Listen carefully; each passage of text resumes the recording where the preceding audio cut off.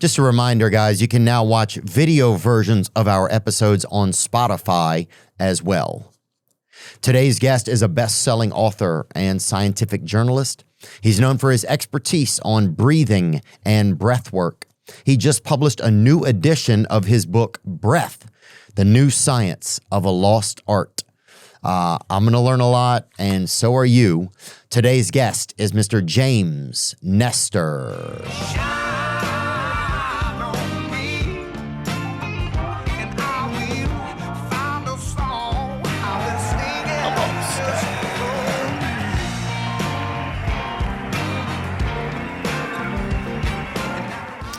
James Nestor, good to see you today, brother.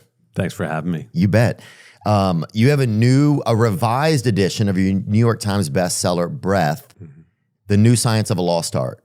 That's it. And you believe that how we breathe can change every aspect of our lives. I don't believe this. I know this. And not every aspect, but many aspects that people would not suspect. So it can change our athletic performance, vastly improve it. It can allow us to sleep better, it can allow us to think better, have better sex, if you're into that kind of thing. Yeah. A whole bunch of other measurable improvements to our lives, and nobody's really thinking about it. Yeah, I guess it's something that we just don't think about very often. You know, it's just, it's odd because it's happening all the time, but it's not on the front of our brains. We don't think about it because we've evolved not to think about it, which is great. I mean, if we had to think about every single breath we were taking all the time, how awful that would be. But it works in the background. And the problem is we develop really bad habits, and those habits start working on the background. And we don't notice that those negative breathing habits are affecting how often we get headaches, how tired we are, the amount of cavities that we're getting, on and on and on. And so people just don't think about it because they don't need to. But if they would start to and start taking conscious control of this, we know it has vast improvements. Is that why you call it a lost art? It's a lost art, yeah, because ancient cultures, you look back in ancient Hindu cultures, ancient Chinese cultures, even ancient Native American cultures, they all celebrated breathing as a medicine. This was something they really focused on. It was as essential as the food you were eating or the amount of exercise you were getting. Yeah, because it really is a diet for your lungs. It's a diet. We get most of our energy from air, not from food and not from drink, from air. I can prove this. If you hold your breath for 6 minutes, you're going to go unconscious, right? Your body's going to start to shut down, but you can go without food for how long? 40 days, something? You can go without water for maybe a week and a half or so. But if you go without breathing for a few minutes, you're gone. Yeah. Wow, yeah, you don't even think about that, how crucial it is, how crucial of a supplement it is to every moment of our lives. I know you have so many amazing practices that you've taught people, and I want to learn some of those. Take me a little bit through the history of breathing. Like, what were some of the first cultures that really focused on breath work? So around 2,500 years ago, ancient Hindus were doing this, and they believed that if you breathed in a certain way, then you could get more prana, more life force into your body. So they developed all of these crazy ways to breathe that we still do today in some classes. The ancient Chinese, at the same time, their practice of Qigong can be translated to breath work. That's what it means, or energy work. And so these Qigong exercises were built on taking all the energy that's outside of us, deep within us, right? And concentrating it and using that energy to better our health. So these things have been around for thousands and thousands of years, and probably well before that, but that's the first written document, right, that established how to breathe in certain ways to have certain benefits. Yeah, then it seems like it should be something that should be taught in our schools then, that it should be just as basic as learning to spell or to read. It's like, because that's like your lungs reading the universe. It's like your body reading the universe moment to moment. Yeah, there's a lot of things that should be taught at our schools, right? Nutrition, exercise, like staying away from electronic devices at night. So, but I would put, we talk a lot about that, right? At least this is in the public consciousness right now, right? So we're having these discussions. Nobody's talking about breathing. Yeah. And even though kids, you can look at a kid about, there's a 50% chance they are breathing through their mouths. There's around a 90% chance they are breathing dysfunctionally. And so if you're breathing this way, it's going to affect your ability to focus. It's going to affect your oral health. We've also found if you're breathing dysfunctionally at night, you have something called sleep disordered breathing. It affects how tall you're going to grow. It affects your facial structure, all of these things. And I don't hear anybody talking about this. I thought that there would, I was so idiotic when this book first came out. I was talking at medical schools. I was blasting this message all around. I was like, oh, I'm really going to make some change here. I was completely ignorant.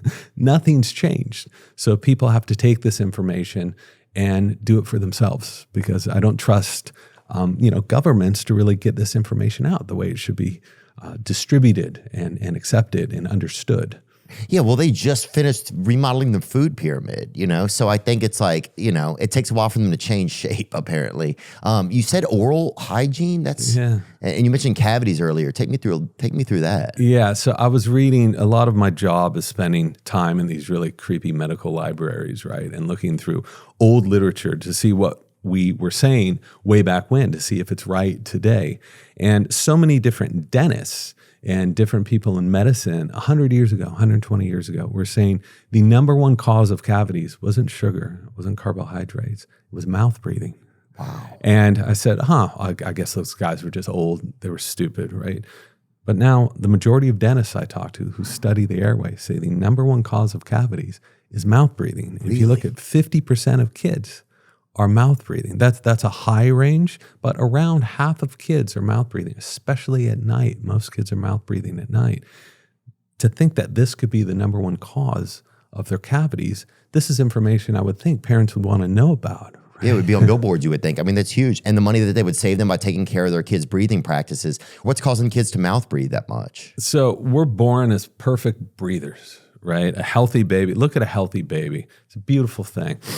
Every breath, their stomach's moving out. They exhale, the stomach comes in again. They're breathing in and out of their nose, because healthy babies learn how to do this because they're breastfeeding so often. If you're going to be feeding and breathing, that's the only way to do it, right? Right. You have something in your mouth, you have to breathe through your nose. Breathing in and out of your nose. So we lose this at around the age of 5 to 6 when we start going to school and start sitting up and spend 90% of our time indoors.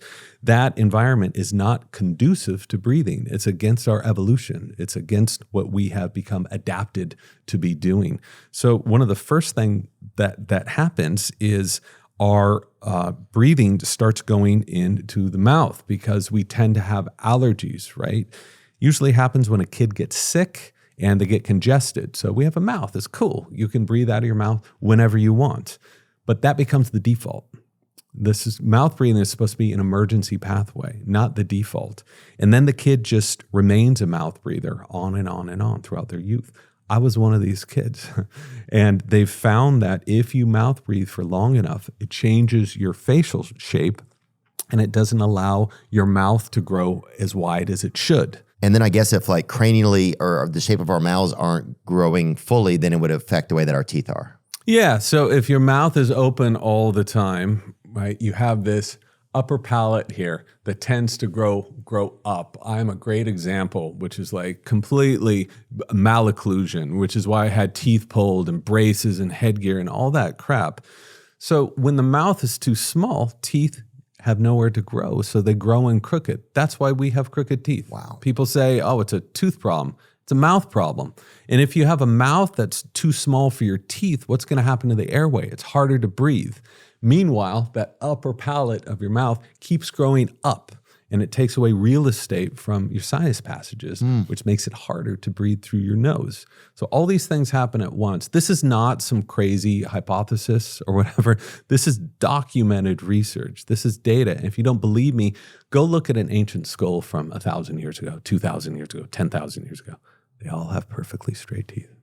All of our ancestors had straight teeth. That's a great point. You never see one of those like archaeological digs and they dig everybody up and they're all wearing braces. You have braces, crooked teeth, mouth breathers. And and the big headgear. Like, it'd be, look at this guy right here. This is just random skull. First one we pulled up.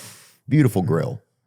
Yeah, beautiful. And check out not only are his teeth straight, but look at the jaw size. So this is an enormous airway that this guy has. Big Macs only in there. It would be hard for him to suffer from snoring and sleep apnea, even some forms of sleep apnea, unless he was morbidly obese, which he wasn't because our ancestors weren't morbidly obese. And so what could a parent do, right? A parent that's their kid is getting to that 5-6-year-old age. What could they do in order to keep their child breathing through their nose or to help encourage that? The smartest thing to do is to look at your child sleeping. And it doesn't matter if this kid is 3 months old or a year and a half, 2, 3, whatever. If you can hear them breathing, there's a big problem. That means the child is struggling to breathe. And if a baby is sleeping 12 hours a night, right? That's how a good baby, that's how often they're sleeping and how much they're sleeping. If they're struggling during that time, it is going to have downstream effects on their brain development, on their physical development, on so many other aspects of their health. And we know this. These are facts. So first of all, listen. If you can hear the breathing, huge red flag. Another thing you can do is you can creep up to the bed or the cradle or whatever and see if they are breathing in and out through the mouth. That's a problem, and you have to figure it out. So I can't offer a blanket prescription because every kid is different, but I would highly suggest parents go see a pediatric dentist with experience in airway health. They can assess the kid's issue and they can fix it. And what I've found is if you fix it early enough and allow that mouth to grow the size it's supposed to be growing, guess what happens? No braces, teeth growing straight, no other breathing problems, nasal breather, better facial profile, the musculature and the skeleton develop properly, and you have a healthier kid. So if you front load some of that work early, you don't have to worry about any of that stuff that I had to go through and so many other people had to go through later on. Yeah, some people have to get the real, they'll get the big braces. They'll get, I had a dude, they had like braces that were hooked even to his suspenders. It seemed like it was like, this kid they're pulling him up and down. And you think about what those things do too. And this is something, I never thought about it before because I always thought like science research, it's always moving forward. We're getting better and better and better. But what they used to do for kids 100 years ago, 120 years ago, is with a kid with a mouth that was so small that the teeth were growing and crooked and they had airway problems, what would you do? You would expand the mouth, right? Bigger mouth, teeth growing straight, you can breathe better. But when I was growing up around the 1940s, they industrialized dentistry. And what they did was the same treatment for everybody. Yeah.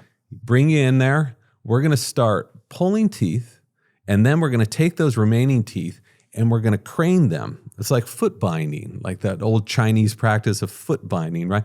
We're going to crane them in. So as the rest of the head and face is growing, the mouth gets smaller and smaller and smaller. That's a great point. If you have braces on a youngish child, it's holding their teeth in one space while the rest of their face is growing. It's exactly what's happened. And that's why you have so many people with these retrognathic profile. I'm a perfect example of baby mouths. They call them. My brother never had braces, right?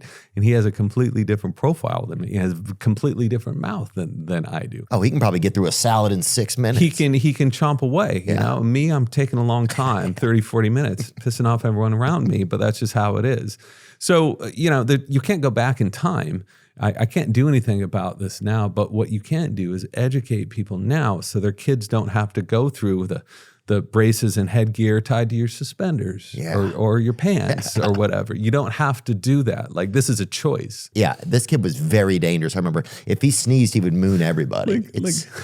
Like what's wrong with our species that's what we've come to? And if you look at 200 years ago, no one was getting that. If you look at indigenous cultures right now, people say, oh, this is just human evolution. Our mouths are growing smaller. Look at the Hazda, right, in Africa, who have never had anything industrialized. They eat a lot of meat. They drink cow's blood. This is their main thing. Their teeth are perfect, and their facial profile is perfect, and their mouths are wide.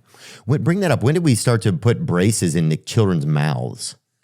It's pretty fascinating. Thank you so much for coming today because you never think about this stuff. But once you're saying that to me, that now you have a growing human and you have their teeth that are confined, it almost seems baffling that you would do that. It almost seems, it's so restrictive. And also the nervous conditions it must create inside of your body, the stress it must put on your gums, and then the rest of your face, your brain is right there. And you think of at any time to get this procedure, like the worst time to do it is when you're a teenager. You're so screwed up already as a teenager. Then you have to go to school like that guy, with all this headgear. So I don't know why they did it. I mean, I think it was economical because you can just bring kids in, you do the same thing over and over and over and over. You also have to think about, like, I had my wisdom teeth removed. I don't know if this was just something, you never question it. It was just something they did. Why? No other species has to have wisdom teeth. None of our ancestors, if that were true, that our ancestors were getting impacted molars and dying of infections or whatever, we wouldn't be here today. Yeah. The practice of using braces to straighten teeth began in the early 19th century. French dentist Christophe Delabarre invented the first modern braces in 1819. A flat metal strip tied to teeth with thread to gradually align them. The term braces emerged in the early 1900s, coinciding with improvements like Edward Engel's brackets and wires. Wow. Oh, that's fascinating. You see that all of these inventions came about at the exact time that industrialized food came into cultures. And this is why our mouths are so small, because we stopped chewing. And so right at the time, you always talk about, at least back in the day, people would talk about like British people and their teeth, right? This was some terrible joke people used to make. Oh, but we still make it. You still make it. The kids today are still doing this. But it turns out that England was one of the first countries to adopt an industrialized diet. So their teeth went to hell right off the bat. 50% of a population, 50%, will have crooked teeth after adopting an industrialized diet in a single generation. Unbelievable. People say that evolution, it takes 100,000 years. Like, it takes 1 million years for things to change. It happens in one generation. Well, if you even look at some of these primordial humans, like you're talking about, or primordial might not be the word, but if you're looking at some of these early human skulls, you can easily see the difference. And that's fascinating about the group in Africa. Yeah, it's like they're running around complaining about cavities. No, they're not complaining about heart disease. They're not complaining about diabetes. Like, none of these things exist. So all of the modern diseases, not all of them, most of them, because there are some genetic diseases, most of the diseases we're contending with today are diseases of civilization. These are diseases that have been brought upon us by industrialization. And again, this isn't some crazy conspiracy theory. This is standard knowledge. And if you talk to somebody who studies these things in evolution and biosciences, then this is what they say. And I'm a journalist. I had no idea about any of this. I'm a journalist. I went out and talked to people, and that's how I learned this. And if people have a problem with what I'm saying, go back to the source. These people are at Harvard, they're at Stanford, they're at Yale. Well, what you're saying makes perfect sense to me. It doesn't sound like it's like, you're trying to convince me of some astronomical idea. I mean, once you sound it out and you put it in front of me, it gets clear as day for me. In different interviews, I've seen you speak a lot about different breathwork exercises. What is a simple breathwork exercise that I could start with that would help me overall? It will bore you to tears if I tell you what it is. And that's the problem with so much of this stuff, is it's so simple that anyone can do it at any time. People are like, hey, I want the secret, man. I want the medicinal stuff that you discovered in a cave in the Himalayas. I wish it were that easy. So I can give you a very simple one that's probably been the most studied out of any of these. Most of us tend to breathe too much. We tend to breathe up into our chests. We tend to breathe through our mouths. And when we breathe this way, we send stress signals to our brain. And so we stay in this state of sympathetic stress all day long.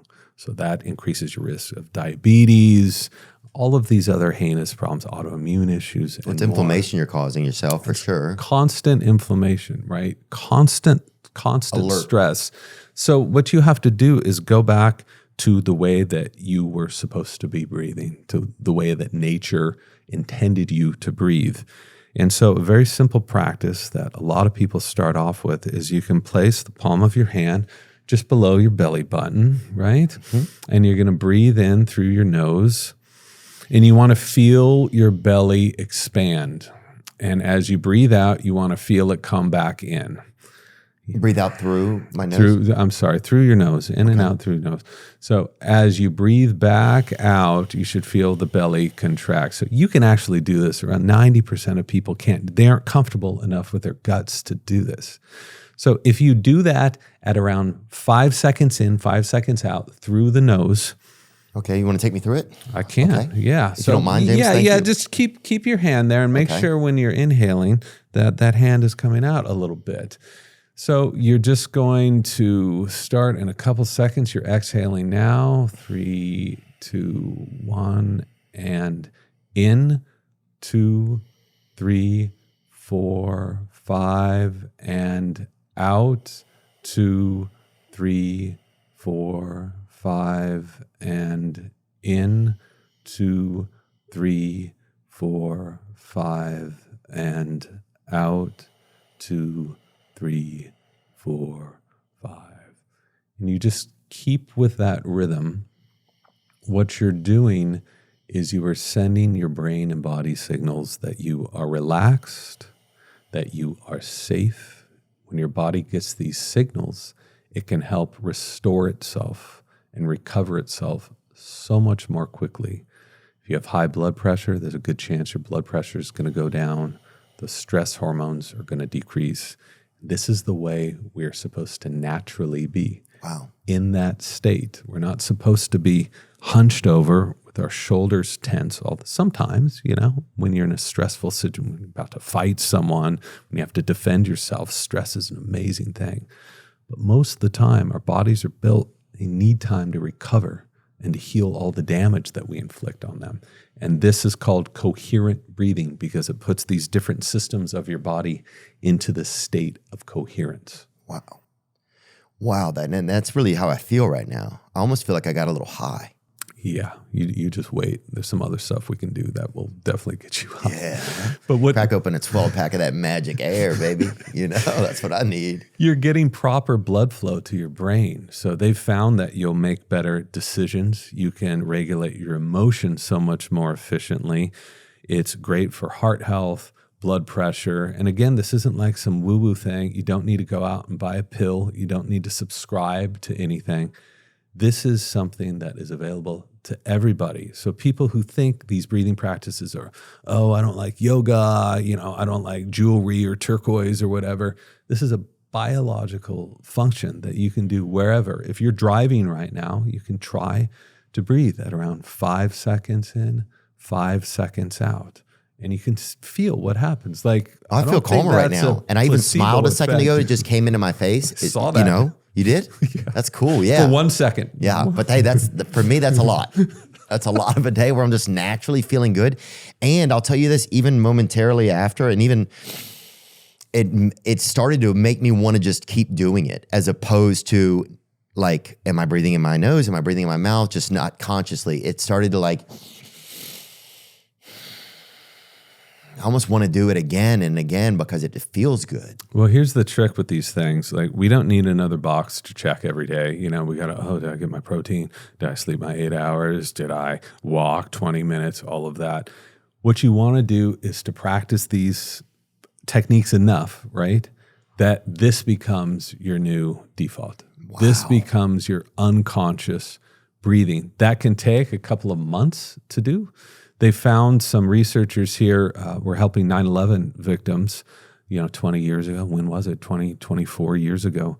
And they had this terrible condition called ground glass lungs because they inhaled all of these pollutants, right? When the towers went down. Wow. And nothing worked for them. Pharmaceutical drugs didn't work. Nothing worked.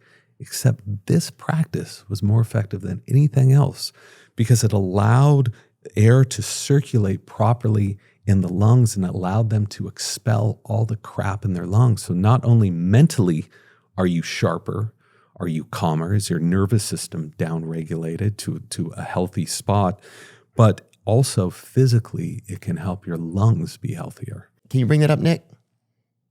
Wow, this is so interesting. Ground glass lungs refers to a radiological finding on CT scans showing hazy opacities.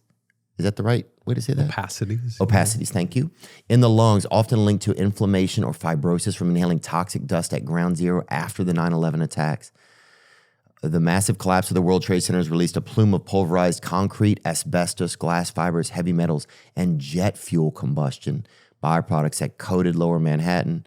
Responders and nearby residents who breathed the dust developed persistent lung damage, including ground glass opacities. Wow.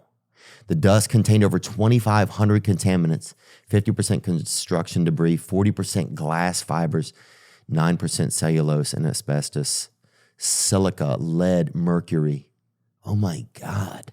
The witch's brew was highly alkaline and caustic, equivalent to Drano in pH. Wow. So the guy who started doing this, Richard Brown's right down the street from us here. He's at Columbia. And he's the one that was dealing with all these people from 9/11 who had PTSD, who had ground glass lungs. And he published this too, of how effective it was. So that when COVID came around, this was the go-to, breathing this way for so many people. I've had COVID like 3 times, 4 times, right? And this did more for me than anything. That's subjective. There wasn't a control version of me.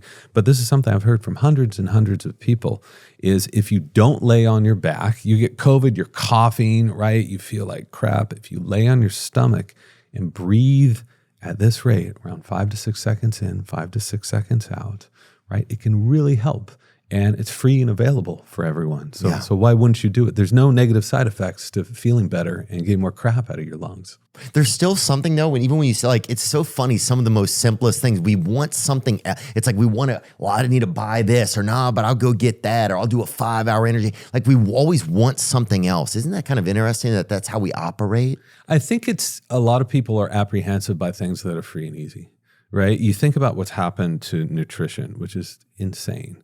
If you look at our ancestors or the people that are actually living to be 110 years old, they don't know what a calorie is. They're not dividing fats and proteins. They're not taking supplements, right?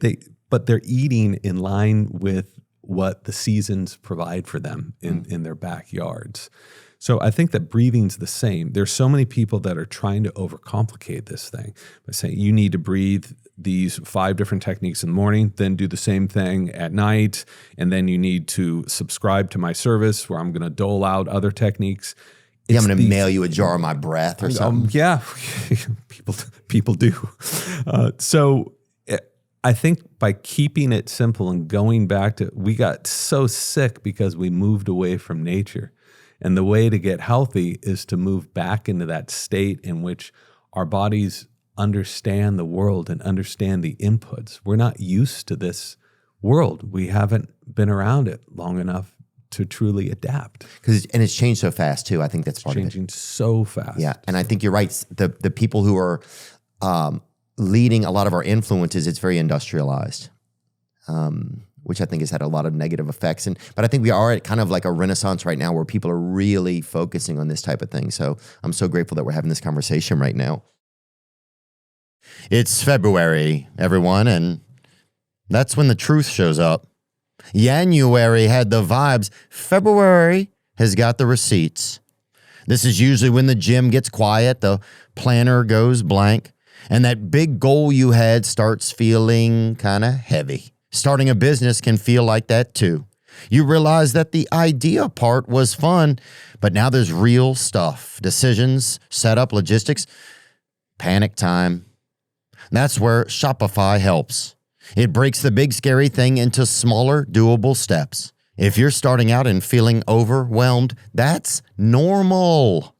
Shopify was built for people figuring it out as they go, not just giant companies with teams of lawyers. Shopify also lets you sell directly on social, TikTok, IG, YouTube, Facebook. You don't have to be an expert on every platform. They make it pretty much click, click, done. Don't be the person who says, yeah, this is the year I'm going to start something, and then never does. Be the person who actually starts. Go to shopify.com/Theo and put some motion behind it, twin. That's right, shopify.com/THEO. Best of luck. This episode is brought to you by Sonic. Now listen, America has been asking for answers for a long time. And Sonic said, here's one. It's the $6 All-American Smasher meal. Mind blown at that price. The burger is hand-smashed Angus beef, fresh off the grill. Now fully loaded with the classic toppings. Nothing confusing. Just a burger that is making waves in the fast food game. The kind that doesn't need an explanation. Plus, you can get it with crispy tots or fries and a medium drink, all for just $6. I mean, it's the nicest meal I've seen for $6. And financially, it respects you. Try the $6 Sonic All-American Smasher meal today. Live free, eat Sonic. Was there anything else on that World Trade Glass? Dude, that's unbelievable to me. And can you write down the name of that author too, Zach? Inhaling the dust led to WTC lung injury, with firefighters losing up to 12 years of lung function. 70% of workers showed respiratory decline by 2004. A Mount Sinai analysis found asbestos fibers and carbon nanotubes in responders' lungs. Wow, that's fascinating. What would be like a more difficult breathing exercise? If we had an hour, I could get you extremely high with something, but we don't. So we're going to have to do some quick stuff here. Okay. If you are driving, if you are near water, do not do this. Okay. Use common sense. I just want to make that super clear. I want to say that too. Do not do it. Okay, do not do it. This is just for demonstration purpose only, right? You're sitting in a chair. We're here. It's cool. You can try this. This is a pranayama technique that when I am really jet lagged, which is most of my waking hours, I've noticed when I need energy, when I need instant clarity, you can do this. It's a little weird. You wouldn't want to do it in public, but here we are, and I think you want to get a little weird, so why not? Yeah. Let's do it. Okay. Let's do it. So the concept here is we are going to be breathing an inhale through the nose. Then you're going to be holding without exhaling. Then you're going to be breathing in again. Okay. Then you're going to be holding. Then you're going to be breathing in. You see where this is going. You're going to keep doing that until you reach the very top of your breath, until you cannot fit any more air in your lungs. Okay. Then you're going to squeeze as hard as you can. You're going to squeeze your fists, squeeze your toes, squeeze your butt, squeeze your stomach, squeeze everything, and try to bring it inward towards the center of your abdomen. Okay. Just focus on bringing that. And then we're going to do it again. And we're going to do this a few times. Okay. The whole thing will probably take a minute. Okay. But we'll see what happens. So just relax your shoulders. Take an easy breath in and an easy breath out. We're going to take one more easy breath in. Easy breath in and easy breath out. And now we're going to go. We're going to breathe up, breathe, hold, breathe, hold, breathe, hold, breathe, hold. More. All the way up, all the way up, all the way up. Squeeze everything. Hold your breath. Squeeze everything. Squeeze everything. Keep squeezing. Squeeze harder. Let's go. Keep squeezing. Keep squeezing. Let it go. Breathe in. Hold. Breathe in. Hold. Breathe in. Hold. Breathe in. Breathe in. Breathe in. Breathe in. All the way up. Squeeze everything. Squeeze everything. Squeeze everything. Keep holding your breath. We're going to do it longer now. Keep squeezing. Keep holding. Keep squeezing, keep going, lift everything towards your stomach and let it out. We're going to do one more, okay? Ready? Breathe in, hold, breathe in, hold, breathe in, hold, breathe in, breathe in, breathe in, breathe in, all the way up and squeeze. Hold your breath, hold your breath, hold your breath, hold your breath. Squeeze everything towards your stomach. Keep going. You got 5 more seconds. 5, 4, 3, 2, 1, let it go. I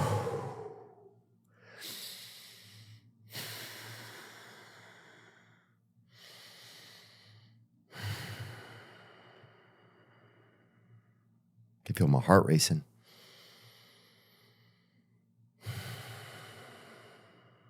How do you feel different?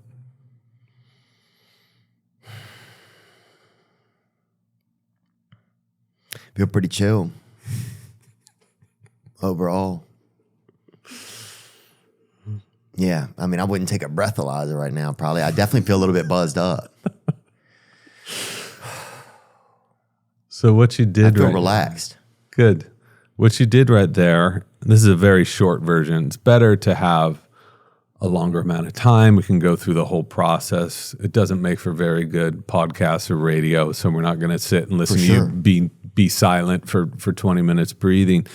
But the point of this is you're purposely stressing your body out. You're taking control of your nervous system and you're cranking it up to 11 and you're compounding all of that stress. Then you're releasing it.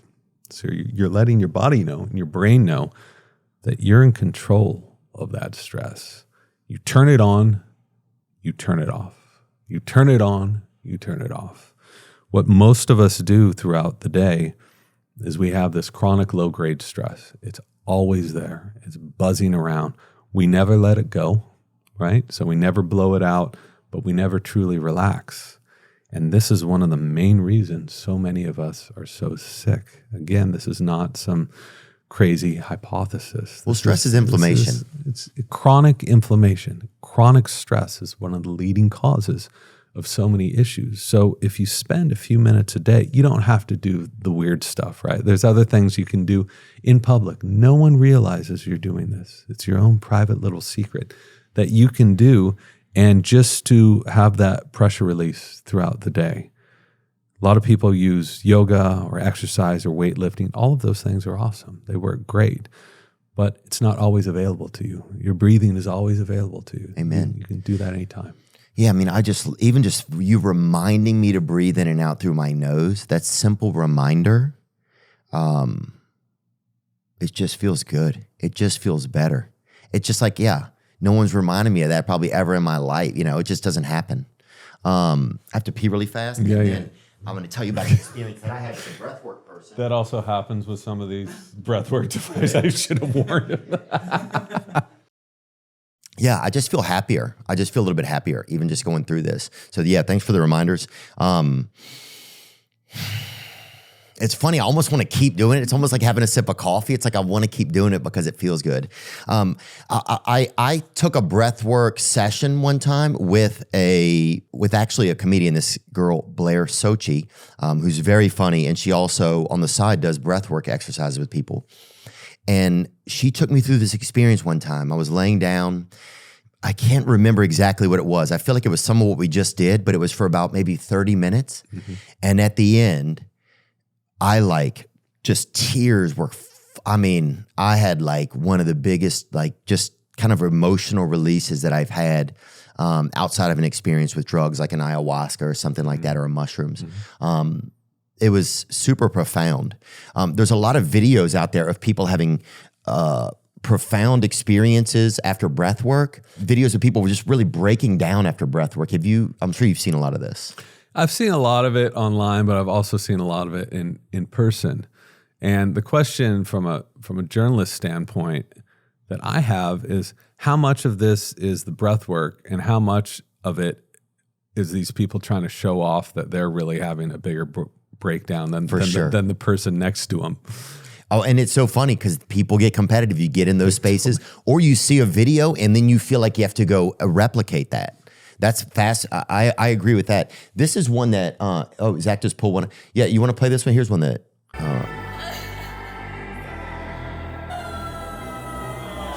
that one seems, what video is this? Oh, keep going. Oh, that's it? That's all you need right there. Okay, that one. Do you really want to see what comes next after that? No. I'm not allowed. We have blockers on this computer. So, I can't be watching stuff like that. What are some of the experiences that you've seen with people that are experiencing serious breath work? Sorry, I thought that was going to be better than that. Well, that was pretty good. If people see that, pretty yeah, I just good. Couldn't tell if that was super real or not. I couldn't tell what was actually going on. Maybe you had just put that in my head too, because that does happen a lot. But my own experience from my own, it was like, it was just tears just flowing out of me, just such a release. Yeah. Just such a release. And it felt like it came out of the fabric of my existence. That's what was really fascinating. What have you seen regarding trauma release and breath work? Well, we all have these repressed emotions, especially dudes, we got to hold it back the whole time. And once you loosen up enough, once your body, I ain't gay. I'm gonna play body is football or loosened, whatever. you Yeah. feel, but that's what's allowed us to survive. You have to be able to kick in that mode. Otherwise, you can't run from a tiger, or fight off a warring tribe. So that's part of our evolution. We're not meant to stay in it all day long, though. We're meant to, when we're chilling out, we're meant to be truly relaxed, and we don't. So sometimes in these breathwork sessions, just like in ayahuasca or other, drug sessions, or when you're hallucinating for some other reason, you tend to loosen up, right? And all the stuff comes out. So I've seen a whole bunch of stuff. Is it blowing your mind almost sometimes? Well, the critical part of me is what's the physiology behind this? What's actually happening? And so that's a great question. Yeah, when you're doing the breathing exercise and then the trauma release occurs, what is happening? So I can tell you what we know. We know that when you overbreathe, a lot of these. My hunch is that breath work you did is probably pretty intense. Yeah. Right. Okay. Yeah, it was fast. It was like a lot of in out, in out, in out, in out. So when we're overbreathing like that, we're actually inhibiting blood flow to the brain. And if we overbreathe long enough, we can inhibit around 40% of the blood flow to the brain. So the brain, in some ways, thinks it's dying. So it's a DMT release of some sort? People say that. It's never been measured. I tried to measure that for this book, and I was told by the researchers they could not measure it because it's so minute. That kind of makes sense. When people say, oh, this is my DMT breathing, that's not based on, it's good marketing, but it's not based on any measurements. So this is a way of like tricking your brain that something very wrong is going on. And if you stay there for long enough, it starts to short circuit in some ways that can be beneficial. You start thinking differently. Right? You start hallucinating. I don't know if you were hallucinating, but that's very common. And all of these safeguards that you have built up, especially around your nervous system and emotion, tend to release in certain ways. So we know it absolutely affects your physiology. I had the one bit of research, actually, there were many in the book that did not make it in, is I went to a lab at University of California, San Francisco, and breathed for an hour, just crazy hyperventilation, as they had a catheter out and were recording my blood pH. And they had to stop it because according to their measurements, my blood was so alkaline, which means I was blowing off so much CO2 that I should have been in an emergency room. Damn. This guy is just like, this is the weirdest thing. You should not be doing this. This is unhealthy. Chill, and yet brother, I felt great. Right? Because our bodies are meant to be flexible. So we know something physiological is happening. On the other end, are people claim that they're able to revert to their caveman selves or revert to different animals. I think that some of that is where it gets a little showy. Yeah. I was in one 2-hour long session where you're just hyperventilating for 2 hours and some woman. Yeah, prove it if you're an animal. Get out there and eat some bird seed. No, this guy was doing it. Like he was I shouldn't laugh. He was having his own release. Respect that. That's a beautiful thing. But some, woman turned into a baby, and I think this other guy was like, well, I'm gonna turn into a wolf. And he was prowling the room. No. I'm and snorting at people, and they had to tackle him and hold him down. Really? So I wanted to think in my, I was watching this. Probably a South Carolina fan. I mean, who knows? I don't know that information. This is in California, anything goes. So, it's like... Dude. Yeah, if some guy is if I'm in a breathwork place and some guy's over there huffing and puffing, and then he's like, I'm going to blow your house down or whatever, if he starts getting weird like that, like Three Little Pig in me or whatever, dude, I'm calling the cops, bro. Just because we're in a breathwork seminar doesn't mean you can be wolfing around and pissing in the corner or whatever. No, and what was interesting to me, I said, well, what if this is real? What if this guy's really, then full respect, like he's reached a pinnacle I will never reach. At the same time, this was after 5 minutes where there's not a lot going on. So part of me was thinking, yeah, he's just a Raiders probably, fan. Yeah. He probably a little showiness, you know? I don't know what's better than a wolf. I don't know who was going to come after him to try to one up his wolfdom. He picked a good animal. Yeah. I do remember though, my extremities got very tight. Yeah. What is that? I do, when I did the breath work and I had that release, I remember, and I felt so great after because it was just such a release. It felt like almost the sediment, like say if you looked through archaeologically, like through the ground and you saw like this sedimentary rock, stuff that was really packed down in there. That's what it felt like. So there was like fissures in that inside of me. Yep. But I do remember my muscles and everything got extremely tight after a lot of the breathing. That's 100% real, right? That's not psychosomatic. What happens is a lot of people in breath work, at least I was told that they told me, like, because I kept feeling this, my hands like turn into claws. Yes. You're like, what the hell is going on? Maybe he was a wolf. And so they kept saying like, you're reverting back to your primitive self. I was like, okay, but you know, what's actually happening measurably? Right. To our bodies. And what I found is this is a phenomenon that is called tetany. And what happens when you overbreathe this amount, you start to lose calcium, okay? Calcium gets bound to albumin. And once that happens, you need calcium for proper nerve and muscle function. So we don't have enough calcium in order to function properly. And so things start to shut down. So at these really intense sessions, you can't open your fist. As hard as you try, you can't. They turn into these claws, which is really creepy. If you don't know that this is happening, it's like you're in some cult situation where everyone's reverting to some, lower level of hell and developing these claws.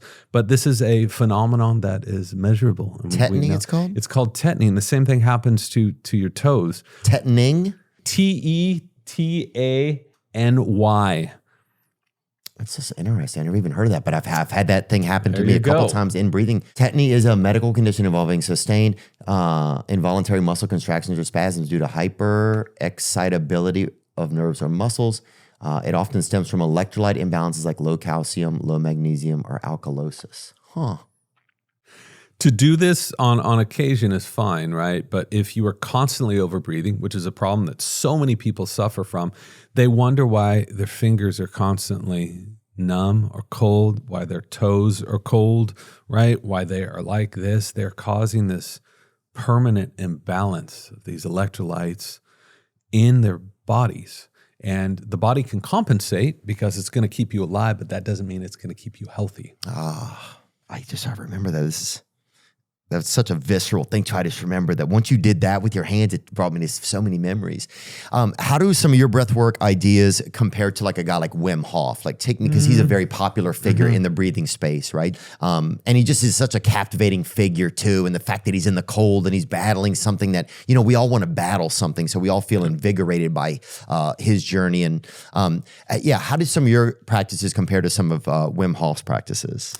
Well, most of what I studied and researched and write about is this normal breathing. It's so unsexy, right? Just breathe normal. I want to be a super breather. But what you realize is the vast majority of people are breathing dysfunctionally. And so what I'm trying to bring awareness to and to have people do first before they go and do crazy breathwork stuff is to learn normal breathing, because you're never going to be able to get a ton out of breathwork practices unless your foundation is solid. It's like you want to run a marathon. Would you just stand up and run a marathon, or would you try to train a little bit and get a proper foundation, get the right biomechanics? So that's what most of the book is about, is because so many people are breathing dysfunctionally that they have all of these underlying issues that are tied to it and they don't realize it. Why are they getting migraines all the time? Why is their blood pressure so high? Why are they getting all these cavities? Why does their kid have symptoms of ADHD? All of this stuff is tied to your breathing. So once you get that solid foundation, you become a nasal breather, you're able to do what you were doing.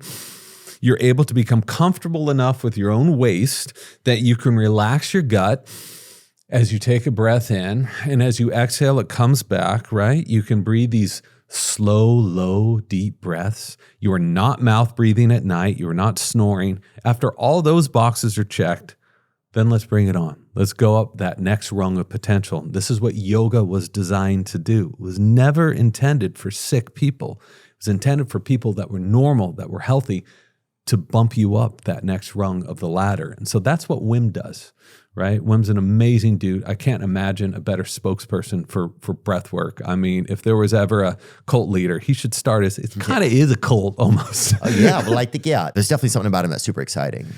I think he's done more to bring breath work to more people on the planet than anyone else. Yeah, you need that advertising. Awareness. You need someone that is that inspired and genuine, not someone that's trying to always sell you stuff. Like Wim wants to help people. Wim wants to see what the limits of the human body are. Wim, when you meet him, he's real. And so many other people in breathwork have hopped on the train to try to. You haven't met him? Nuh-uh. Okay. No, the guy is you met him? magnetic. Is he really? I absolutely. That's yeah. cool. No, I mean, you can feel it through the screen. You can feel it when you watch him. And you need an advertising piece for things like that. Like you need something like a shiny figure that's out there so that people can also then come and absorb your information. I mean, look at this, dude. Yeah. Because, dude, you know how many thick white dudes are just hiding in their freezers in the garage right now, all because of Wim Hof, and forgetting to close the lid and the meat's going bad. But people were not doing this so we knew all about these benefits, but the people training you how to breathe properly was a respiratory therapist, in a hospital. And a lot of dudes don't gravitate towards that. Wim is hiking up Everest barefoot with his shirt off and hanging out in ice for an hour at a time. People are like, that guy's cool. I want to be like him. Yes, it's exciting. And he's also the other side of this is not only is he able to bring people from a state where they're normal to become better than normal, is some research is going on right now about people with autoimmune diseases with that ice combined with breath work can help lower all of those stress hormones and help people who are caught in these vicious cycles of chronic inflammation, and some people with multiple sclerosis, people with eczema and more. And this is something that's free. You got to buy a freezer, right? Put some ice in it. Yeah. But beyond that, it's a pretty low amount of cash you need to spend up front in order to do these things. If you can't afford an ice bath, take a cold shower, right? A lot of the same benefits. Who are some other known figures, or who are some known figures throughout history that it's documented that they've practiced breath work and it was a big part of their lives? Do you know any? There's so many. And if you look at ancient literature, there were all these swamis, there were all these Buddhist monks, there were all these Rinpoches that were supposedly doing things that were impossible according to our understanding of biology and medicine right now, until you bring them into a lab. And so in the 70s, they started doing this. One guy was Swami Rama. This guy who grew up in the mountains of the Himalayas, been meditating. Swami Rama, bring him up. Sorry, I interrupted you. No, that's cool. The mountains of the Himalayas, go on. Yeah. Since he was 4 years old, he was trained to be a monk. And they brought him into this place called the Manager Clinic. And a Navy physicist tested to see what he could do, things that are supposed to be impossible. And he was able to flutter his heart rate on command at 300 beats per minute on command. And then what's our regular heart rate? If you're healthy, 50. He needed 50 beats 300 per minute. Mine's probably 70, 67. 300 beats was supposed to be impossible. Shit, he's a damn Valentine's Day at that point. So he was able to change the temperature on the palm of his hand 11 degrees from one side to the other. One side was all flush and red, and the other was like gray and purple. And in another test, and this was reported in the New York Times, he was able to enter states of deep sleep while still being conscious and repeating everything that happened in the room around him. All of this is supposed to be impossible. He proved it, and it also establishes credence to all these other stories of these ancient monks doing this stuff. Wow. And he said the foundation of all of this was breathing. You have to start with that. Then you have to learn to meditate, and then you can do all this other stuff. But it starts with that. Yeah, I wonder, how would you even be able to do something like that? You focus on your breath, you meditate, and I can tell you, I've seen people do things that are much crazier than that. Like? I've seen people do a lot of things that I don't feel at liberty to discuss because people are going to think I'm insane until I get these guys into a lab, and that's what I'm working on right now. But that that looks like child's play compared to the things that I've seen people do when you focus on your breathing, when you use your natural body to do these things that we've been doing for thousands of years, that in the last couple hundred years we've completely forgotten about. Wow. You got to come back then. You'll have to come back after that for sure. This episode is sponsored by BetterHelp. You know, sometimes it can feel like everybody's got it all together in their heart. They got things figured out. They got their love life just organized to a T. Especially in February when people are slanging chocolates and Cupid's firing arrows and everybody's eyes just are lit up with little lamps of love in them. But if you don't have someone special in your life or you don't have it all figured out, don't get wicked about it. Don't get tattered. Don't quit washing your hair. And if you need somebody to talk to help you organize some things inside of yourself so you can be a better person in a relationship or be ready for one, BetterHelp is there. BetterHelp can help you figure out what's weighing your relationships down or what's possibly keeping you from starting one. BetterHelp therapists work according to a strict code of conduct and are fully licensed in the United States. Sign up and get 10% off at betterhelp.com/Theo. That's betterhelp.com/THEO. Just in case you need some help figuring out your heart. Is pornography causing a problem in your life? Do you find yourself watching porno for longer periods of time and having trouble stopping? Is porn affecting your relationship or dating life? Well, you're certainly not alone.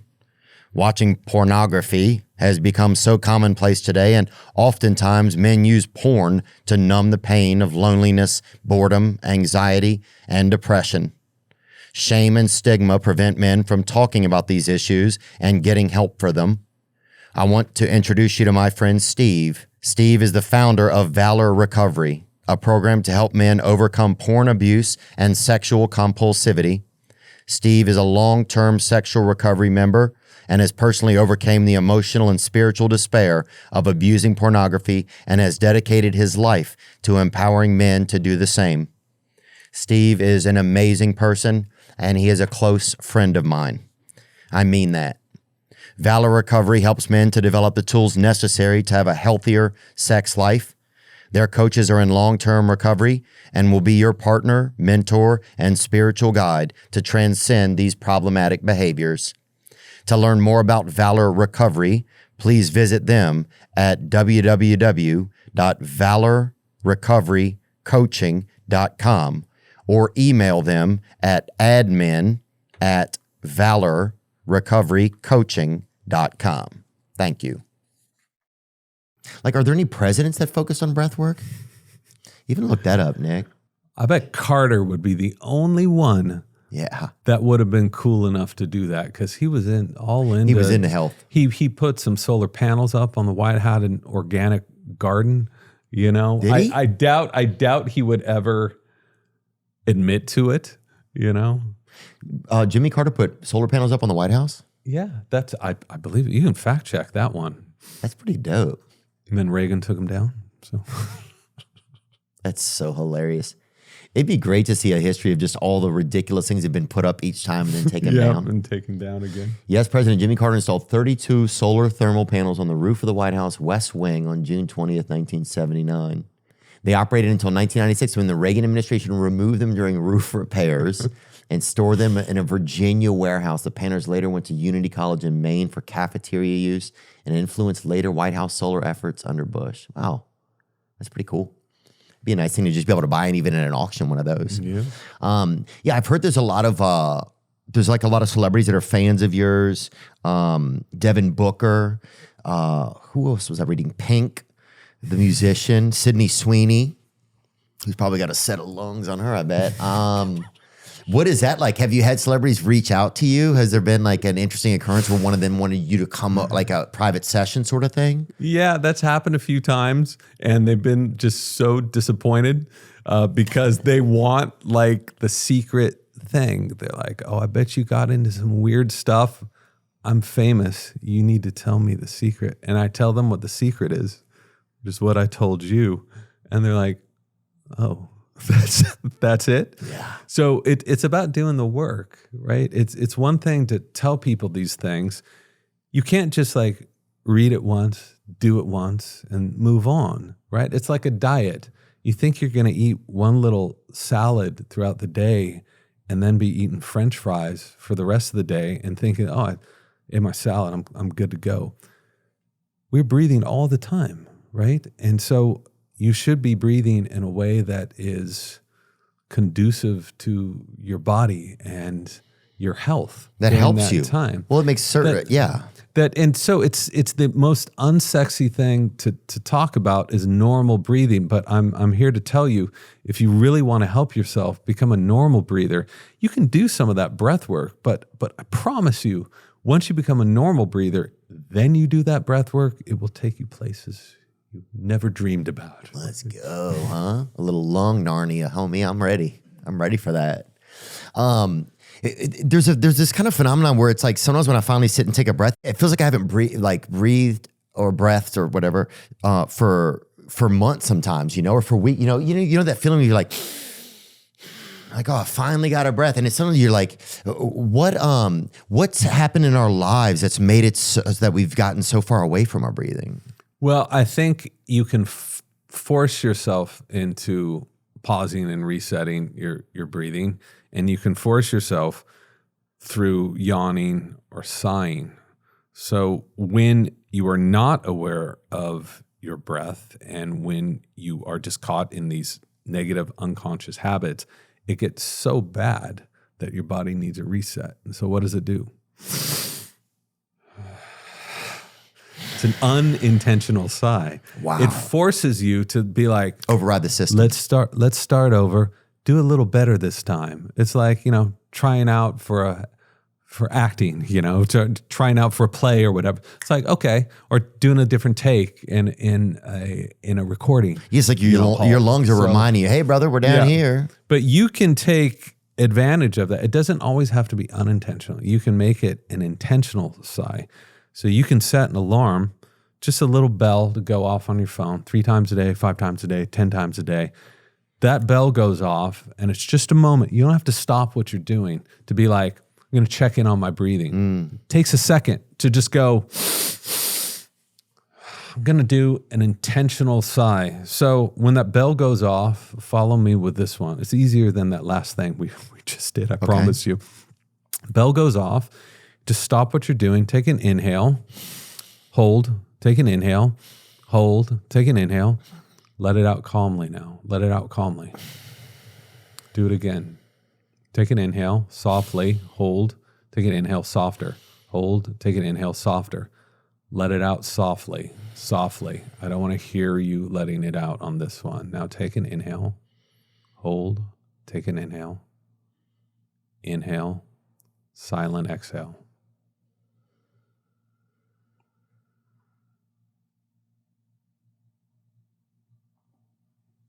Right on, right on. You've just reset your respiratory patterns, right? And I think you can... We're back. You have how long did that take? 15 seconds? 15 seconds. You can do this on a flight. You can do it on the train. You can do it in your car. And it allows you to start again. So what I've found is a lot of people have asked, they said, where do I start? Set those alarms. Do 10 of them a day. Check in on this. And if you do enough of these, if you go back to breathing, after you've reset it, go back to breathing, that 5 seconds in, 5 seconds out. Don't exaggerate it. Real soft. I shouldn't be able to watch you breathing, right? It's really subtle, really soft. This will become your default. And if this becomes your default, I am telling you, it changes a lot of things. You're going to start cooking. You could start hooking. You could start sleeping. No, cooking. I mean, you're going to cook. You're going to be rolling. I thought you said hooking. Oh, no. That this could get you out on the street. So children, he said cooking. Cooking. I just saw this. Figurative and literal language. You could go to the kitchen, make something healthy. Yeah. Or just get your cooking in your body. You're making something healthy in your own life. Do not do that and go out hooking. No, do not go out hooking. Take me through some other ailments that breath work can help us with, that focusing on our breathing can help eliminate or solve, or can help fight. And then Yeah. How about ADHD? Take me down some of that journey because I've heard you talk about it a lot. Yeah. So this is something I learned after the book was published years ago. And I kept hearing this from people in the airway space, from different doctors and different dentists. They said, no one's paying attention to this. I didn't discover it. I spent 5 years researching and writing the book. I didn't discover. I thought I covered everything. I didn't. So I was able to revise the hardcover for the paperback, which is out, and I include this version. So this is in the new revision. Yeah, it's in the new revision and it's something I try to talk about every single talk I do. I want to talk about this because it's so important and nobody's talking about it. And I'm so tired of getting these letters from parents. I do these talks, right? And there's these line of parents afterwards. And they're yelling at me and they're crying because their kid isn't getting any help. They're like, you need to help me. I was like, I'm a freaking journalist, right? Yeah. I'm not a doctor, but they're not getting the help from their doctor. So this is what I've learned. I'm a filter. I don't do this research, but I talk to the leading experts in the field. I spend a lot of time doing this. They have told me this, that ADHD is diagnosed as a neurological problem, right? It's a problem with the brain, and it's treated as a problem of the brain, right? So we can give kids uppers to wake them up in the day, Ritalin, whatever. It absolutely works. You can give them downers at night to go to sleep, right? And 10% of the population in the U.S. has ADHD, and around 60% are on these pharmaceutical drugs, and these drugs absolutely work. But what these guys are saying, and the story that's starting to come out, is for so many kids with ADHD, it's not a neurological problem that has caused this. It's a breathing problem at night. It is a plumbing problem, not an electrical problem. They said that the vast majority of kids with ADHD suffer from something called sleep disordered breathing. What this is when you're sleeping, you're choking on yourself, you're snoring, struggling the entire time. You don't enter those stages of deep restorative sleep. This affects human growth hormone. So again, it affects how you're going to grow. It also affects your brain development, your ability to think clearly the next day. So these kids wake up exhausted. Everything around them drives them crazy, right? I mean, think of how you are when you're jet lagged after a flight that's 12 hours Anxious. long, right? You're anxious. Stressed. Like bright lights bother you. They have told me that for so many kids, this is the core issue. We've been diagnosing it and we've been treating it wrong, which is why these kids necessarily aren't getting better. They're on these drugs forever.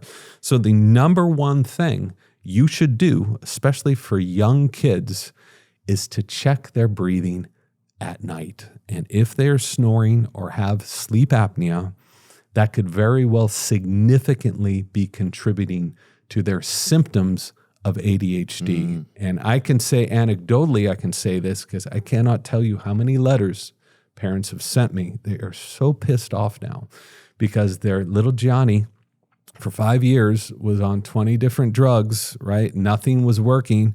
He's 12 years old, still wetting his bed.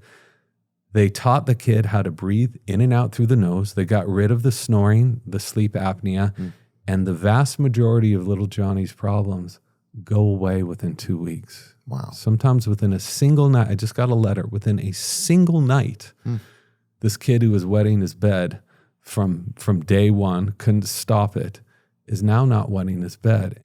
And so a lot of this is caused by that chronic stress at night. And another reason why people wake up and pee 3 times throughout the night is we aren't releasing the proper sleep hormones that shut that down, right? And so there's another thing. I just heard today, we just got a letter today that some old grandma was like, I have to wake up and pee twice. And she's like, since I learned how to breathe through my nose and no longer snore, she's like, I don't have to do that anymore. And you could say, oh, these are anecdotes, these are neat stories, but we know the mechanism, right? That's one piss apple. I love it. Yeah. Who wants to do that? Wake up at 2:30 a.m. It's especially awful. with that age. If you trip on something, you're done. Yeah. You know, a trip to the bathroom in the dark at 74? Yeah. What are we? You're fucking Lewis and Clark. I mean, at any age, it sucks. Yeah. We can acknowledge that. But yeah, if you're older and you're fragile and your bones are brittle, Yeah, dude. it's You're really damn Bear bad news. Grylls out there. Yeah. It's bad news. You're trying to figure it out. So when you sleep, what about snoring? So what is snoring? What is snoring? And is that, because you see a lot of people that get like sleep apnea masks, you know, like a lot of thick, rich white dudes like laying in bed at night trying to just really hide from their wives, probably from intimacy, but also just pretending they're Bane or whatever in their fancy houses or whatever. But what's really going on with snoring? What's really going on with sleep apnea? So snoring has been so normalized, right, that around 50% of the population does it on occasion, and something like 20 or 30% might do it chronically. Depends on how you measure that. But it's not normal, right? There is no part of that is normal, because if you are struggling during sleep, during the time that we're supposed to be lights out, shut down, the body needs to repair everything in order for you to function properly and not get chronically sick the next day, the next week, the next few years, right? We have to have restorative sleep. And this is a known thing, right? Everyone's talking about sleep now. Yeah, for sure. If you're snoring, you're not allowing that to happen. So in the back of the throat, those soft tissues, right? Most snoring, not all of it, is through the mouth. Some people snore through their noses. What I have learned from a lot of people that have helped people who have chronic snoring issues is there are a lot of things you can do at home to fix this. There's surgeries, which absolutely work. Sometimes with sleep apnea, it's the tongue, other issues. But the first thing is chronic congestion, because what we know is during allergy season, snoring and sleep apnea go through the roof. That's not an accident. That's because your nose gets clogged, right? And you're breathing through the mouth. Another thing is during the day, we are breathing so heavily, like over breathing all day long, that we carry that over to night. So what these people do, there's a bunch of different things. You can put a little tape on your mouth. You can sleep on your side. But one of the main things they do is to train you to breathe very lightly during the day. Just that breathing that we were doing. For instance, if I were to ask you to breathe heavily through your mouth right now and make a snoring sound, how hard is that? Okay, you can do this without a very, very rich snoring sound. There it is. Now breathe very slowly in and out through the nose and try to make that same sound very slowly with your mouth closed, and try to make that sound. A lot of people say this is a mechanical thing. You're over breathing. I can't do it. There's too much air flowing in. And so you make that snoring sound. Sleep apnea is a different thing. That's when you choke on yourself. It can be from your tongue. Most of the time, the tongue is falling back, or there's constriction. If you are morbidly obese, very obese, you can get this lateral compression against the throat, right? And there's some things that happen in the nose. People are given CPAPs as a cure for it. It cures nothing. CPAPs can actually make your sleep apnea worse over time. And around 50% of people given CPAPs within a few months aren't going to use them anyway, but they're too embarrassed to give them back to their doctor. So to be clear, if you have sleep apnea, these things are an amazing Band-Aid to get you over that hump. You can't be choking at night, but it's not fixing the core issue. The core issue for so many people is that mouth that is too small for your face. It's an airway that is not properly developed. The back of our airways is covered in this flesh, right? That flesh needs to be firm, right? We exercise everything else in our bodies, right? Our muscles, our biceps, our legs, but we're not exercising our airway. So you can do this with exercises, with myofunctional therapy, very stupid name for an amazing therapy that allows people to stiffen those tissues, to allow you to take that easy breath without any constriction so that you don't snore. I guess I've been told I snore, but I think it's just sometimes, it's just kind of occasional. But I certainly understand how, like, just starting to breathe through your nose and just have a pattern that your body can rely on would make everything less stressful, you know? What about mouth tape? You hear about mouth tape a lot. Is that just... So we do know around 60 to 65% of us sleep with an open mouth. We do know if you're breathing through an open mouth at night, it makes you more susceptible to snoring and milder sleep apnea. We know this, okay?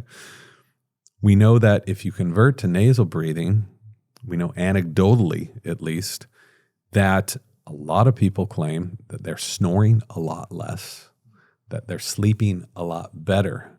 I did a very small experiment at Stanford in which we compared mouth breathing over 10 days to nasal breathing at night. When I was mouth breathing, I don't snore. When I was mouth breathing, I snored throughout the night. I also had sleep apnea. The moment I went to use a little sleep tape to breathe through my nose, it all went away. I've heard this hundreds and hundreds of times because of those mechanics. When air is coming in slower, when it's coming in pressurized, it's a lot harder to make that.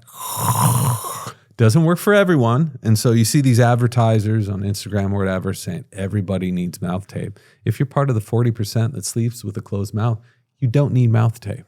For other people, it's something you might want to explore. I'm not here to push this on anyone. I can say it's absolutely changed my sleep. I track my sleep. Wow. I have proof that it works. I can also say that thousands of other people have found the same thing. Is it hard to use? I've never used it. Very, very easy to use. And I'm so addicted to it. This is how neurotic I've become that I have a hard time sleeping without it, which is why I travel with it when I'm camping. I bring my little piece of tape. I brought a little piece of tape today. I had a feeling you were going to ask me about this. Yeah. In the morning, I had my little roll of tape by me. And I said, I know I'm going to forget this, so I'm going to put it on the back of my watch. So the mouth tape thing, there's all these different brands that weren't around, until a couple of years ago. And they're all saying, mine's the best. You can only use this, blah, blah, blah. Don't listen to any of that, right? So any micropore tape, surgical tape, this is the technology I'm going to show you. This is how sophisticated this technology is. This is micropore tape you can buy at any drugstore. What I do for my mouth tape, I'm done. I can talk to you. I can cough, right? If I had a straw, I could take a sip of water. Doesn't look so hot. But what this is doing is it is reminding me throughout the night to breathe through my nose. The point is not to do a hostage situation. I have found, and a lot of other people have found, it's just a reminder. And if you snore, and there's a way you can test this, I'll tell you about it.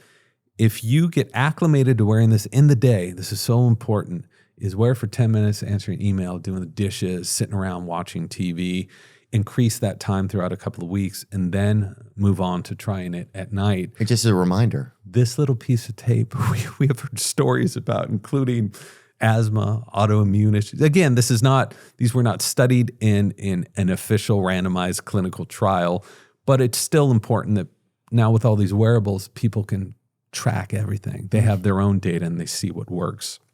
But this is it. And it's free and it's available for everybody. Wow, that's simple. And so that's just some basically 3M medical tape. It's I don't get paid by any of these brands to say any of this stuff. The stuff that I found is pretty good is the 3M micropore sensitive skin tape. Mm-hmm. But you can use any other kind of surgical tape. Surgical tape is made to be put on skin and off of skin. What you don't want to use is stuff that has a really thick adhesive, because you don't want chapped lips. And also important, when you take it off, use your tongue. Do not do this. If you rip it off after a couple of days, your lips are going to be chapped. You're never going to want to do it. If you use your tongue to take it off, no hands, you use your tongue, then you're not going to have a problem. I've used this stuff consistently for like 7 years, and I cannot tell you what a difference this made for my sleep. I didn't think I was a mouth breather at night until I tested it, until I saw the difference. Just as you saw, you're like, oh, I'm just going to take a few breaths for 15 seconds. You're like, wow, I feel so much better. Try to do this at night if you're a mouth breather, and you're going to wake up the next morning and be like, oh my God, I have so much more energy. I have so much more clarity. Wow. I want to try that. Yeah, because I've heard about it. And I guess it also just trains you to breathe through your nose more. Trains you to breathe through your nose, and that's especially important at night. And then in the morning, you're already habituated to breathing through your nose. Yeah. Does that roll over to the daytime where your brain, you just start getting used to it? Is it really good practice for breathing through your nose? I was a mouth breather my whole life. When I was surfing, when I was doing exercising, doing martial arts, whatever, I was breathing through my mouth. Nobody told me to do otherwise, right? once I converted, even started doing it during exercise, I had so much more energy. My recovery time was cut in half by just doing this. So I started at the nighttime, right? And then it was so much easier to do in the daytime because your nose gets used to it. It's like, oh, I can't be congested now, right? This is the primary way in which you're breathing. And for a lot of people, things clear up pretty soon. For some people have structural issues, deviated septum, problems with their turbinates, whatever. You need surgery. You need other more deeper interventions. But for a lot of people, it's just a habit you need to create. Yeah. Having some new habits for yourself. Yeah. It's just, this is so good to have a nice, just a reminder. And especially right now in my life, because one of the big things for me is just you just feel overwhelmed a lot. Mm-hmm. What about nasal strips? People use those a lot. I use those sometimes. They're great. Helps me. They're amazing. Right now, if you take your fingers, right, and go like this, is that easier for you to breathe this way? So nice. Then you are a good candidate for nasal strips, right? So many people have issues with their nostrils. Nostrils aren't big enough, or they flutter when you take an inhale in. And this is called the Cottle's maneuver. Some guy had to name it after himself, of course. But nasal strips will open up your nostrils to the way they were supposed to have been. God, right? I like that. Around 30% more airflow. And this is why they're marketed to people who suffer from snoring. There's a brand called Mute. I've tried them. I don't get any money from any of this. I thought they were okay. They go in your nose. I didn't like that feeling. Yeah. It's like this corkscrew thing that goes in your nose, but they're called Mute because they mute you at night from snoring because they allow all that airflow up through your nose. Oh, and so our noses are supposed to have more intake because we're supposed to breathe through it more. We're not supposed to be this congested. No other animal is this congested. You see a bear out there that's just like, oh, I have seasonal allergies and asthma. I can't get up today. Oh, yeah. Like it doesn't exist. If you saw a bear who's just out there mouth breathing all the time, you're like, look at this look at this bastard over here. Yeah, and I wonder if we breathe in, if we start breathing more in through our noses, or if we breathe in through our noses, do we take more or less breaths in a day than if we do in our mouths? We take far fewer, and that's good because we're taking fewer, but we're taking deeper breaths. Most of us are over breathing, which is a really bad habit because you offload this gas called carbon dioxide, right, which causes this vasoconstriction, which causes blood flow problems. So by taking fewer, richer, deeper breaths, we're able to get more oxygen, more energy for less effort. And that's exactly what we want. And our noses are also our first line of defense. So you've got nose hair, right? Most people do. And there's also all of these other pathways that air has to follow through as it makes it into our lungs. Those are there for a reason. They help filter out bacteria, viruses, pollutants, dust, and everything else. So when we're breathing through the mouth, all the crap in the air is going directly to my lungs, which causes inflammation and which causes congestion, right? It causes other issues. I've heard you talk about how there's more CO2 in a lot of the air we breathe. Like we get stuck in places like planes, office buildings, even schools, and we're stuck breathing kind of recycled air, I guess. Yeah, this is something I didn't really pay attention to when I was doing the first edition of the book, which is something I learned a lot about during that time and wanted to put in a bunch of new pages about the science that I discovered. So I heard this about 3-4 years ago, that in indoor environments, carbon dioxide levels are through the roof. We always hear about outdoor environments, CO2 is going up every year, which is true. It's like 422 parts per million outside. Everyone's talking about the outside. No one's talking about the inside. And the reason why they measure CO2 inside is if we're all sitting here, right, and the CO2 levels keep going up in here, that's not from a coal plant or exhaust from a car. It's from our exhalations. So when you're measuring CO2, you're measuring how many other people's exhalations are in the room. So at a CO2 level of around 2,000 parts per million, which is found in a lot of schools and offices, about 1 in every 40 breaths or so is someone else's exhalation. No. Right? Yeah. Oh, yeah. And if you get up to like 4,000, 5,000, it's 1 in every 10 breaths is someone else's exhalation. So I started cruising around. I travel a lot like you do. I'm always on airplanes and hotels and all that stuff. And I always feel like crap in these hotels. If you've noticed, new hotels, they've glued up all the windows. Back in the day, you're too young to know this, but back in the day, you used to be able to open a window. Maybe not all the way. You used to be able to take your own life. Yeah.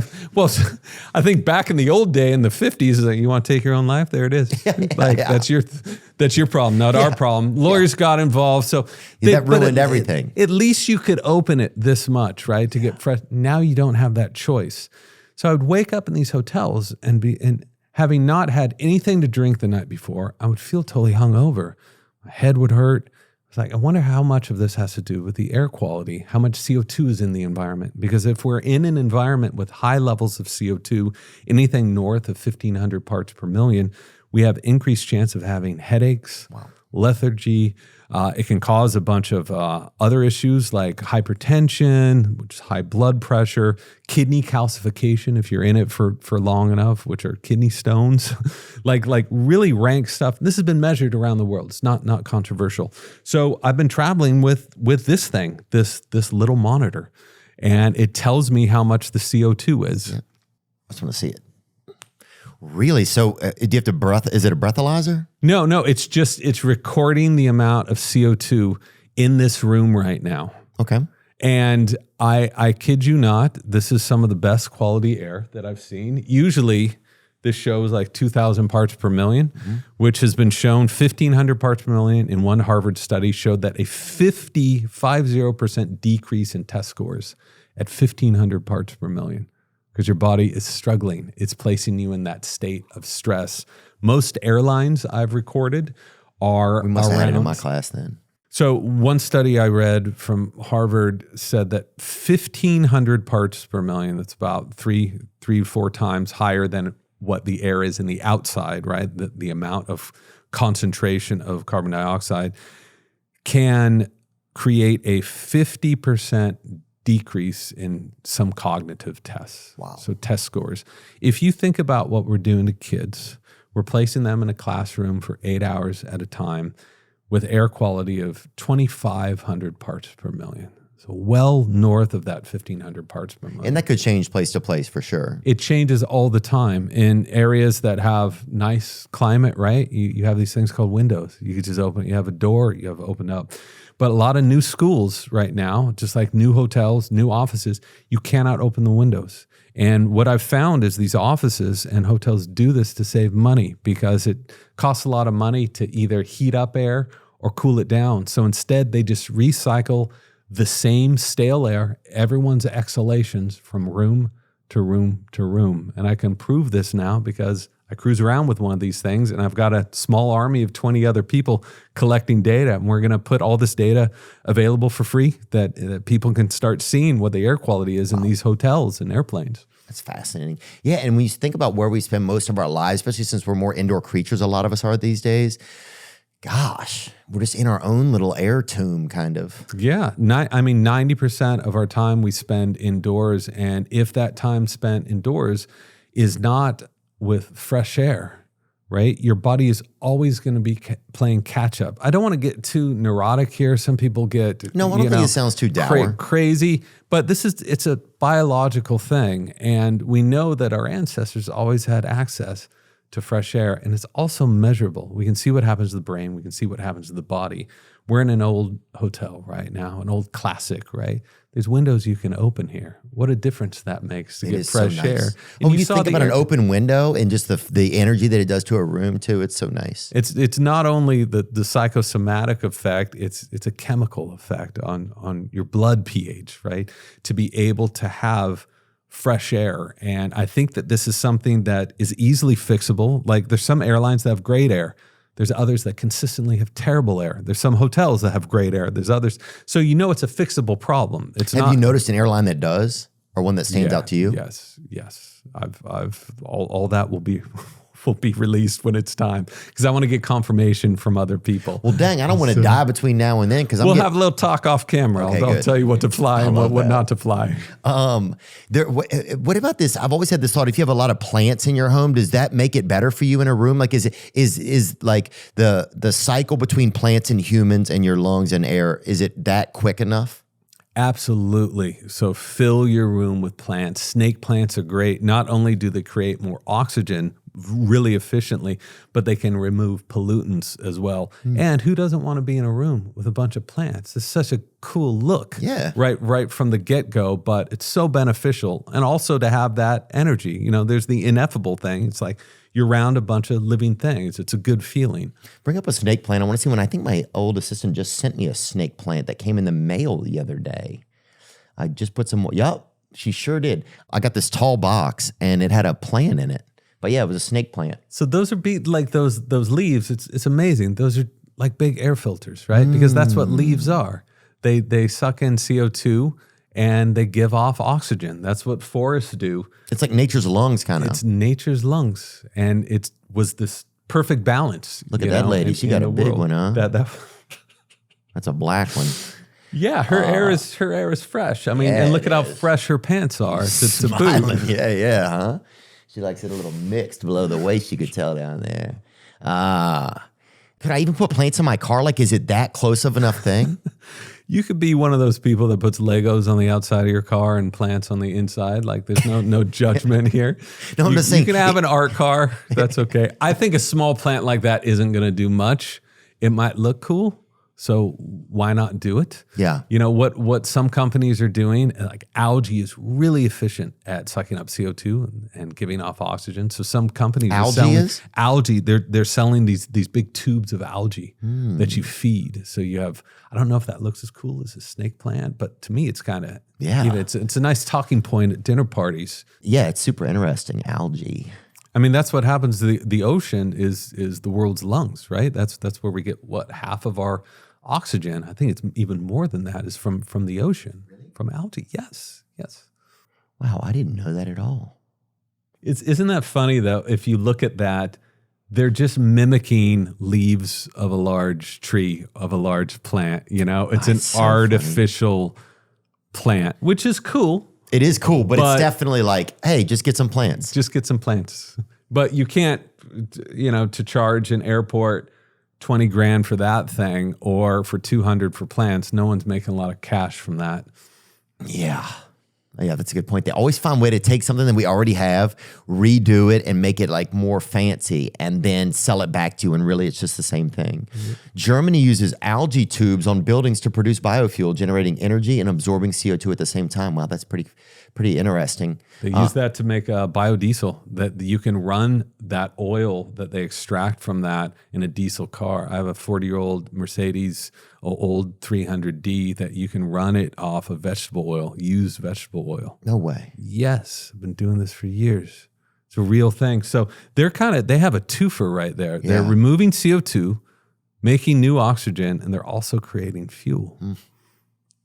Yeah, in Germany, buildings are going green, literally, with the use of algae-filled tubes mounted on their exteriors. These transparent tubes house fast-growing microalgae that absorb carbon dioxide from the air and use sunlight to grow, all while producing valuable biomass. The living facade serves two purposes. It helps cool the building by providing shade and generates biofuel. The system is known as the bioreactor facade. The algae not only capture CO2 emissions, but also produce oxygen, making them natural air purifiers. What plants produce the most oxygen? I believe it's algae. I think Irish ivy, snake plants are also really good. They're all going to do it, but at different levels of efficiency. I'm curious what the researchers here find. Erica palm and snake plant top the list for indoor plants that produce the most oxygen. These plants excel at photosynthesis and air purification, releasing significant oxygen while absorbing toxins like benzene and formaldehyde. Let me see. Other hive. Pothos, P-O-T-H-O-S, reduces CO2 effectively and filters pollutants at night. Spider plant purifies air of carbon monoxide and formaldehyde while boosting oxygen. Aloe vera releases oxygen nocturnally and removes toxins like benzene. It's kind of cool. You go to sleep and your plants are out there helping you out. Night little soldiers. Yeah, I mean, you got 4 billion years of evolution here to build systems. Yeah, it is crazy. It's so crazy how it's like we do all these steps to get back to just try to get back to baseline. Yep. And that's pothos right there. Oh yeah, I've seen those before. I think my moms have a lot of those. Yeah, you just forget it. I forget about, most people don't, but I forget about nature so much, unfortunately. I don't forget about it. I long for it, I think. I work a lot, mostly indoors, you know. I wanted to ask you about asthma. I feel like growing up, like we all had a friend with asthma or being lazy. That's what our PE teacher called it. But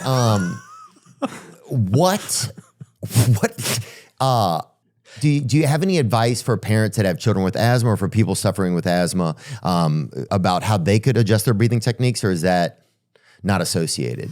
Sure. So asthma is treated now with bronchodilators and oral steroids. This is what they give people with asthma, and they both work really, really well. But again, they're not addressing the core issue. What's the core issue of asthma? Like sudden inflammation of the airway, right? To where you can't breathe. And it's this constriction and this paranoia. What we have learned, irrefutably, this is what we've learned, is that people with asthma almost always have a very low tolerance for carbon dioxide. And another way I'll say this is they can hardly hold their breath. You ask an asthmatic to hold their breath, they go,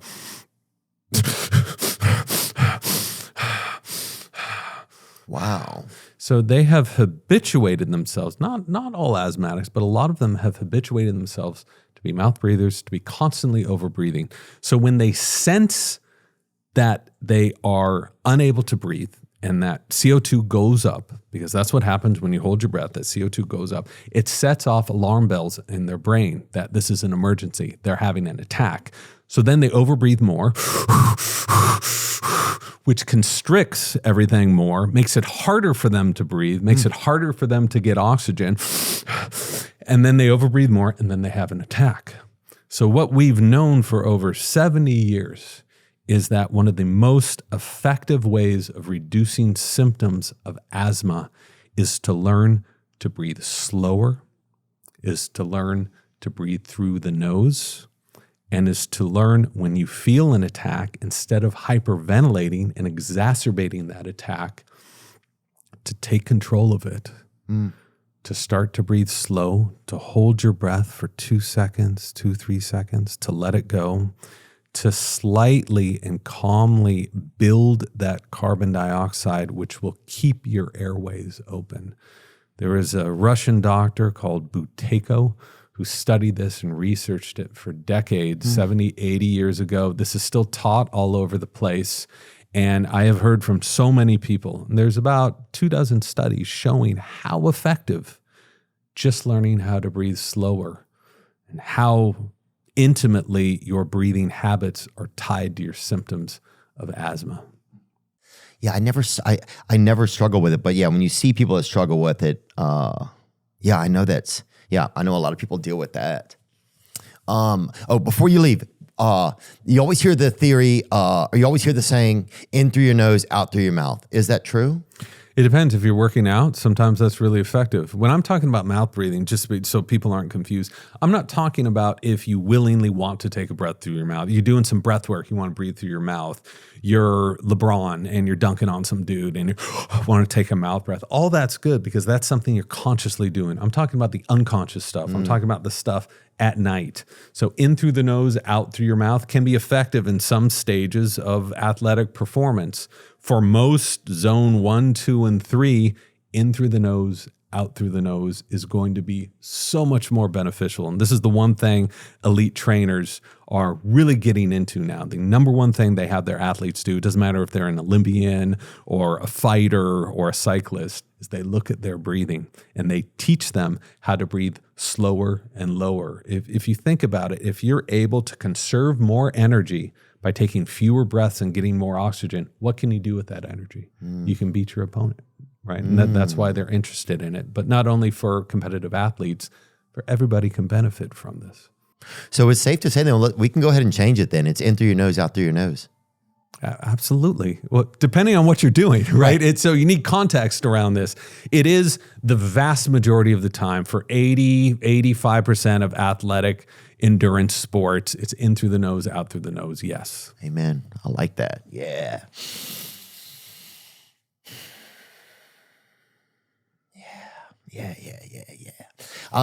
For people that have smoked most of their lives and are changing that now, are there breathing techniques that they can do or anything specific, or is it just in through the nose, out through the nose? I don't know. I don't think it's been well studied. I would suggest if in through the nose, out through the nose for that 5 to 6 seconds in, 5 to 6 seconds out, if that can help people with ground glass lungs the way it can, the way we know it can, it could probably be very beneficial for smokers, but I don't know any data that would support that. But again, you're going to get other benefits, beyond the potential benefit of removing more toxins from your lungs. Yeah. If you got 9/11 lung, or you got I'm sure they can handle Parliament lungs or whatever. Yeah. James, Nestor, thanks so much for joining us today, man. Thanks a lot for having me. Yeah, I appreciate it, and I appreciate your patience. You guys can all go grab his New York Times bestseller. The revised edition is out now. It's out now. Yeah, just released about last week. Breath, the New Science of a Lost Art. Thank you so much, brother. Thanks a lot. Yep. Now I'm just floating on the breeze, and I feel I'm falling like these leaves. I must be cornerstone.